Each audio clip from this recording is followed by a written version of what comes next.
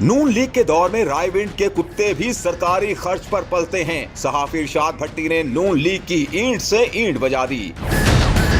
एक निजी टीवी के प्रोग्राम में गुफ्तगू करते हुए सीनियर सहाफी इरशाद भट्टी का कहना था कि जब मुस्लिम लीग नून इक़्तिदार में आती है तब उनके 5-5 कैंप ऑफिस बन जाते हैं और कसाईयों की तरह खर्चा होता है। 14 अरब दोनों भाइयों की सिक्योरिटी पर लग जाता है और रायविंड की दीवारें, सिक्योरिटी गेट, यहाँ तक के वहाँ रखे गए कुत्ते भी सरकारी खर्च पर होते हैं।